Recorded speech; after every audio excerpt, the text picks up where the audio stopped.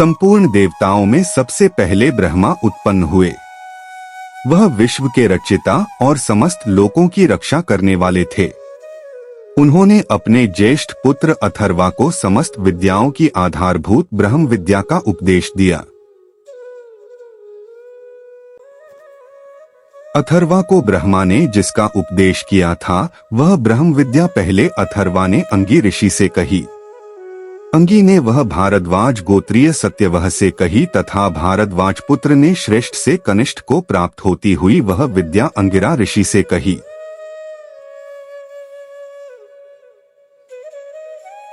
शौनक नामक महागृहस्थ ने विधिपूर्वक अंगिरा के पास जाकर पूछा, भगवन, किसके जान लिए जाने पर वह सब कुछ जान लिया जाता है? उन्होंने उससे कहा, ब्रह्मवेत्ताओं ने कहा है कि दो विद्याएं ही जानने योग्य हैं, एक परा और दूसरी अपरा। उनमें ऋग्वेद, यजुर्वेद, सामवेद, अथर्ववेद, शिक्षा, कल्प, व्याकरण, निरुक्त, छंद और ज्योतिष ये अपरा हैं तथा जिससे उस अक्षर परमात्मा को जाना जाता है वह परा है। वह जो अदृश्य, अग्राह्य, अगोत्र, अवर्ण और चक्षु श्रोत्र इत्यादि से रहित है एवं हाथ पैर इत्यादि कर्मेंद्रियों से भी रहित है, नित्य, विभु, सर्वगत, अत्यंत सूक्ष्म, अव्यय है तथा समस्त भूतों का कारण है, उसे धीर पुरुष सब ओर देखते हैं।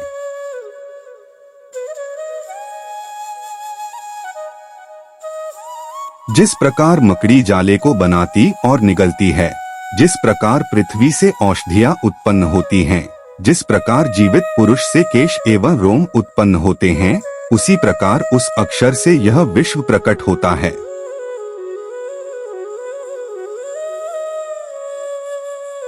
तब से ब्रह्मा उपचय को प्राप्त होता है। उससे अन्न उत्पन्न होता है। अन्न से क्रमशः प्राण, मन, सत्य, लोक, कर्म और कर्म से अमृत उत्पन्न होता है। जो सर्वज्ञ और सर्वविशेषज्ञ है, जिसका ज्ञानमय तप है, उसी से यह ब्रह्मा, नाम, रूप और अन्न उत्पन्न होता है। ज्ञानी ऋषियों ने जिन कर्मों का मंत्रों में साक्षात्कार किया था, वही यह सत्य है। यही तीन वेदों में बहुत प्रकार से व्याप्त है। सत्यकामी उनका नियम पूर्वक आचरण करे। लोक में वही शुभ कर्म का मार्ग है।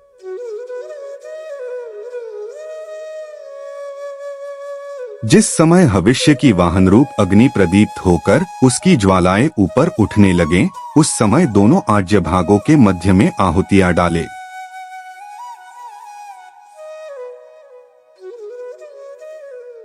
जिनका अग्निहोत्र दर्श, पौर्णमास, चातुर्मास्य और आग्रयण इन कर्मों से रहित है तथा अतिथि पूजन से वर्जित, यथासमय किए जाने वाले हवन और वैश्वदेव से रहित और अविधिपूर्वक हवन किया गया होता है, उसके सातों लोकों का वह नाश कर देता है।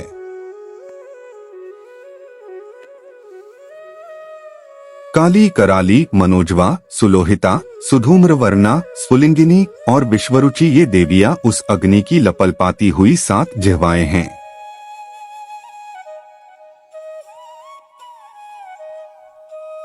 जो मनुष्य इन देदीप्यमान अग्निशिखाओं में ठीक समय पर आहुतियां देता हुआ आचरण करता है, उसे ये सूर्य की किरणें होकर वहां ले जाती हैं, जहां देवताओं का एकमात्र स्वामी रहता है।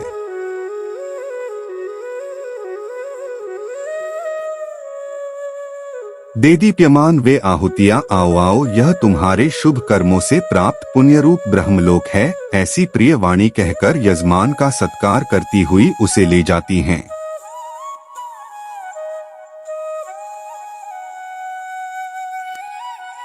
ये यज्ञरूप 18 नौकाएं अस्थिर है, जिनमें निकृष्ट कर्म आश्रित कहा गया है।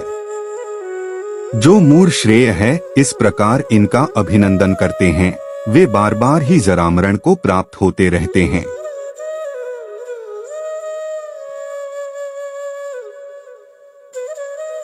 अविद्या के भीतर रहने वाले और स्वयं को बुद्धिमान और पंडित मानने वाले वे मूढ़ पुरुष आघात सहते हुए उसी प्रकार भटकते रहते हैं, जिस प्रकार अंधों के नियंत्रण में अंधे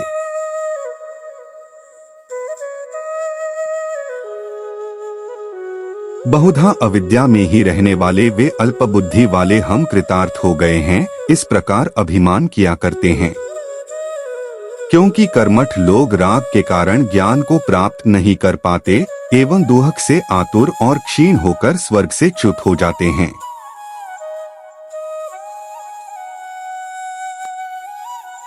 इष्ट और पूर्त कर्मों को ही श्रेष्ठ मानने वाले वे महामूढ़ किसी अन्य को श्रेय नहीं समझते। शुभ कर्मों के फलस्वरूप स्वर्ग के उच्च स्थान में वहां के भोगों को अनुभव करके इस लोक अथवा इससे भी हीन लोकों में प्रवेश करते हैं।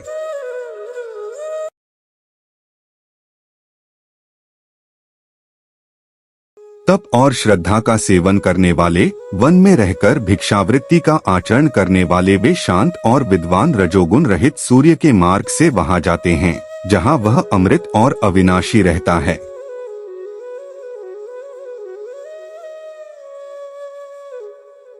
कर्म द्वारा प्राप्त लोकों की परीक्षा करके ब्राह्मण निर्वेद को प्राप्त हो जाए। कर्म के द्वारा वह अकृत स्वतः सिद्ध नहीं मिल सकता, तब वह उसको जानने के लिए समिधा लेकर श्रोत्रिय और ब्रह्मनिष्ठ गुरु के पास जाए।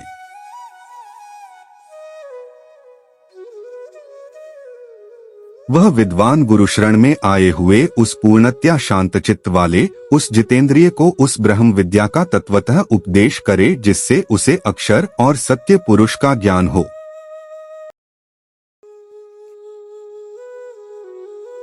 हे सौम्य, यही वह सत्य है। जिस प्रकार प्रज्वलित अग्नि में से उसी के समरूप हजारों चिंगारियां नाना प्रकार से प्रकट होती हैं, उसी प्रकार उस अक्षर से अनेकों भाव प्रकट होकर उसी में विलीन हो जाते हैं।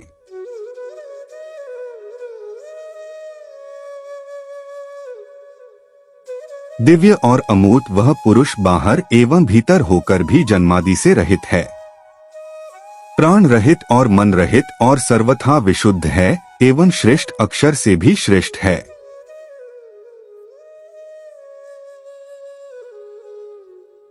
इसी से प्राण, मन और समस्त इंद्रियां उत्पन्न होती हैं तथा आकाश, वायु, तेज, जल और सारे संसार को धारण करने वाली पृथ्वी भी।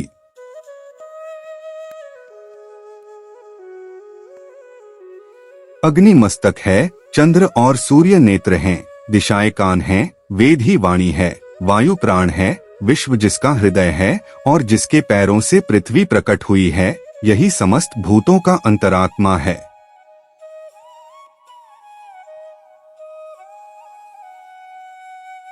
उससे ही अग्नि प्रकट हुआ जिसकी समिधा सूर्य है।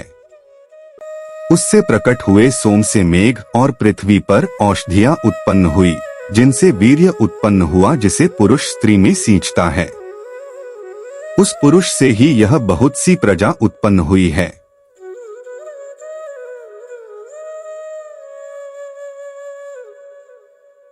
उससे ही ऋचाएं, सामेजो श्रुतियां, दीक्षा एवं समस्त यज्ञ, क्रतु एवं दक्षिणाएं, संवत्सर एवं यजमान और वे सभी लोग उत्पन्न हुए जहां तक ये चंद्रमा और सूर्य अपना प्रकाश फैलाते हैं।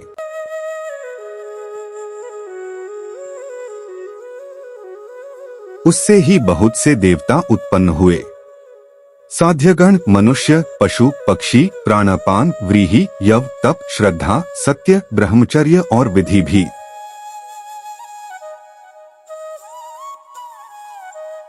उससे ही 7 प्राण उत्पन्न हुए हैं, 7 अग्नियां, 7 समिधाएं और 7 होम भी।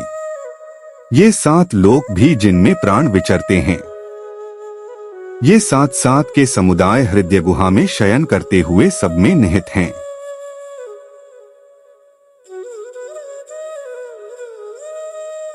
इसी से समस्त समुद्र पर्वत और इसी से सभी रूपों वाली नदियां बहती हैं। इसी से समस्त औषधियां और रस उत्पन्न हुए हैं। इसी प्रकार सब भूतों में स्थित हुआ यह अंतरात्मा है। यह पुरुष ही विश्व, कर्म, तप, ब्रह्मा और परममृत है। हे सौम्य, हृदय गुहा में स्थित इसे जो भी जानता है वह इस अविद्या की ग्रंथि को खोल डालता है।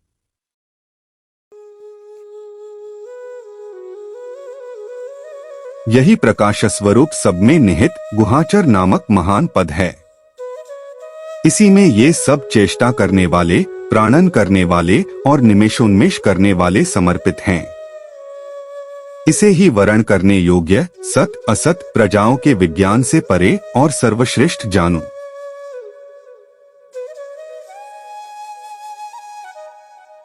जो दीप्तिमान है, अणु से भी अणु है तथा जिसमें समस्त लोक और लोक निवासी स्थित हैं, वही यह अक्षर ब्रह्मा है।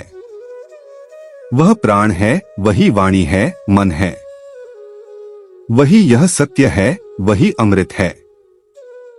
हे सौम्य, उस बेधने योग्य लक्ष्य को ही तू बेध।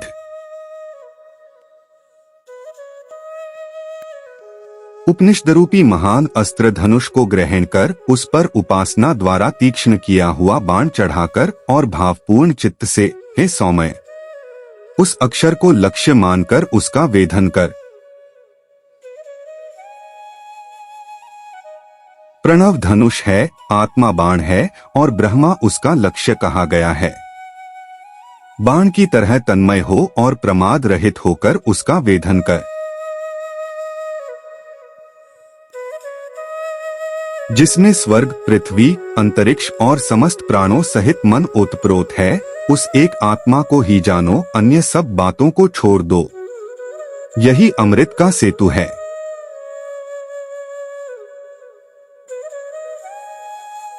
रथ की नाभि के अरों की भांति जिसमें समस्त नाड़ियां एकत्र होती हैं, वह अनेक प्रकार से उत्पन्न होने वाला इस हृदय में रहता हुआ संचार करता है।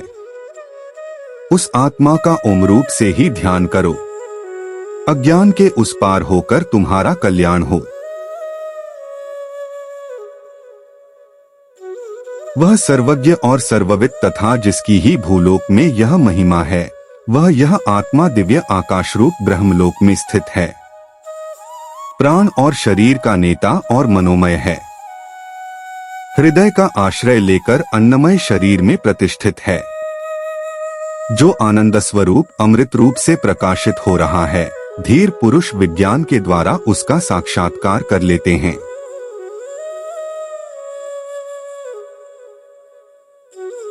उस कार्य कारण स्वरूप को जान लेने पर इस जीव की हृदय ग्रंथि टूट जाती है, सारे संशय नष्ट हो जाते हैं और उसके कर्म भी क्षीण हो जाते हैं।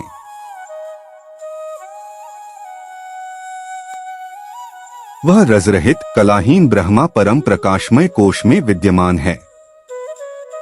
वह विशुद्ध और समस्त ज्योतियों की ज्योति है, जिसे आत्मज्ञानी जानते हैं।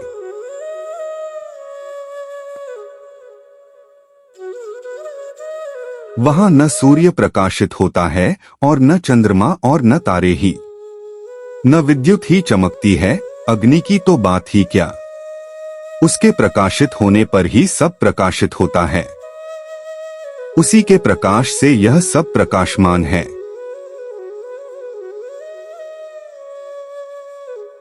यह अमृत स्वरूप ब्रह्मा ही सामने है, ब्रह्मा ही पीछे है, ब्रह्मा ही दक्षिण और उत्तर में है, यही ऊपर नीचे फैला हुआ है। ब्रह्मा ही सारा विश्व है, वही सर्वश्रेष्ठ है।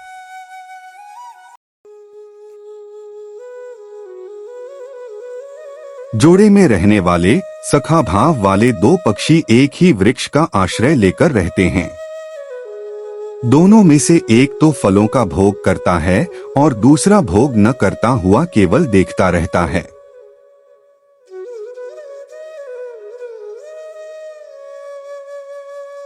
एक ही वृक्ष पर रहने वाला पुरुष दीनता का अनुभव करता हुआ और मोहित हुआ शोक करता है। वह जिस समय उस अन्य योग सेवित ईश्वर और उसकी महिमा को देखता है, उस समय शोक से रहित हो जाता है।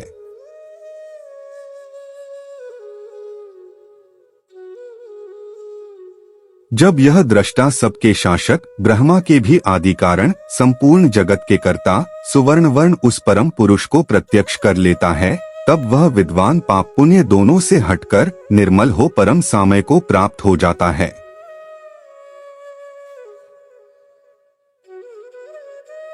यह ही प्राण है जो सभी भूतों में प्रकाशित हो रहा है। इसे जानकर विद्वान अतिवादी नहीं होता।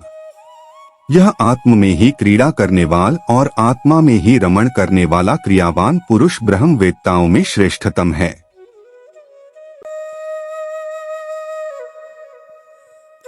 यह आत्मा सदैव ही सत्य, तप, समय, ज्ञान और ब्रह्मचर्य के द्वारा प्राप्त किया जा सकता है।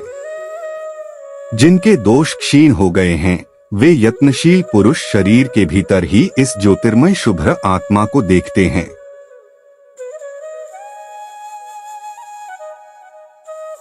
सत्य ही जय को प्राप्त होता है, मिथ्या नहीं। सत्य से ही उस देवयान मार्ग का विस्तार होता है जिससे आप्तकाम ऋषिगण गमन करते हैं, जहां उस सत्य का परम धाम है।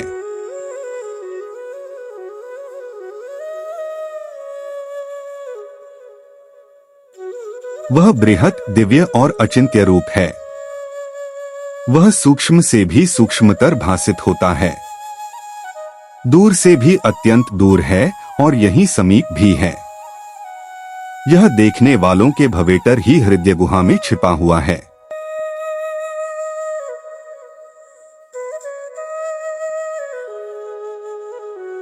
न नेत्र से ग्रहण किया जा सकता है, न ही वाणी से, न अन्य इंद्रियों से, न तप अथवा कर्म से ही। ज्ञान के प्रसाद से विशुद्ध चित्त वाला ही ध्यान करता हुआ उस कलारहित का साक्षात्कार करता है।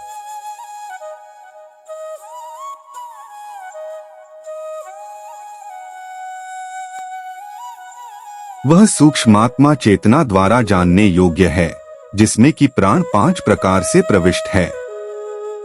प्राण से ही समस्त प्राजाओं का चित्त व्याप्त है, जिसके विशुद्ध हो जाने पर यह आत्मा सब प्रकार से समर्थ होता है।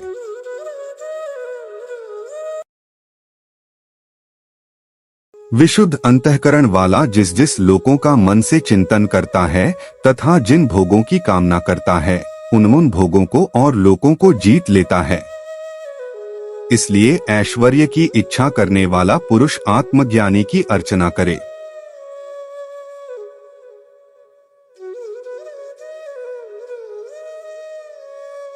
वह इस परम विशुद्ध ब्रह्मधाम को जान लेता है, जिसमें यह विश्व निहित हुआ प्रतीत हो रहा है। जो भी निष्काम भाव से उस आत्मज्ञ पुरुष की उपासना करते हैं, वे बुद्धिमान इस शुक्रमय जगत को अतिक्रमण कर जाते हैं।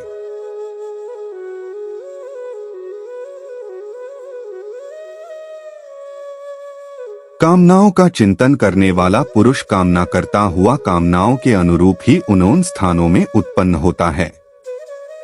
परंतु पूर्ण काम हो चुका है, उस कृतकृत्य पुरुष की समस्त कामनाएं यहीं सर्वथा विलीन हो जाती हैं।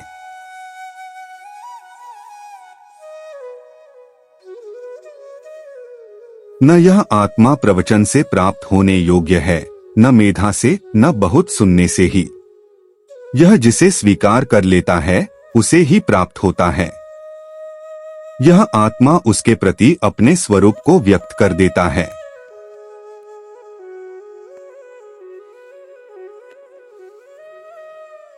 न यह आत्मा बलहीन द्वारा प्राप्त किया जा सकता है, न प्रमाद से, न लिंगरहित तप से ही।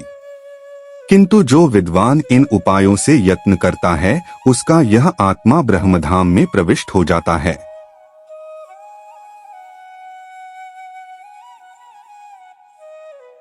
इसे प्राप्त कर ऋषिगण ज्ञानतृप्त, कृतकृत्य, विरक्त और प्रशांत हो जाते हैं। वे धीर पुरुष उस सर्वव्यापी को सब ओर से प्राप्त कर आत्मयुक्त होकर सर्व में ही प्रविष्ट हो जाते हैं।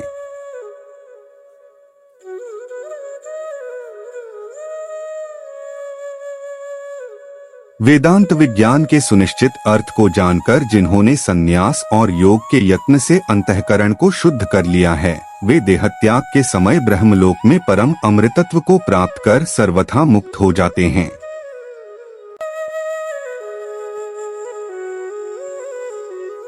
पंद्रह कलाएं अपने आश्रयों में स्थित हो जाती हैं।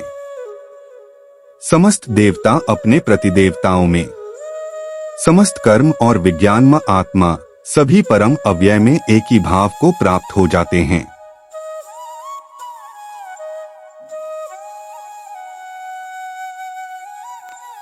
जिस प्रकार बहती हुई नदियां अपने नाम रूप को त्याग कर समुद्र में विलीन हो जाती हैं, उसी प्रकार विद्वान नाम रूप से मुक्त होकर उस दिव्य परात्पर पुरुष को प्राप्त हो जाता है।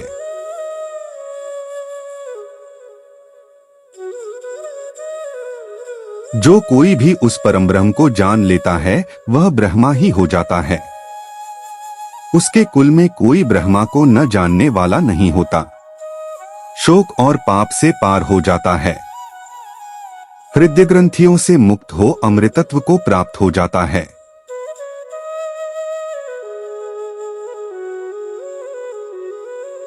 जो क्रियावान, श्रोत्रिय, ब्रह्मनिष्ठ और स्वयं श्रद्धा पूर्वक एकर्षि नामक अग्नि में हवन करते हैं तथा जिन्होंने विधि पूर्वक शिरोव्रत का पालन किया है, उन्हीं से यह ब्रह्म विद्या कहनी चाहिए।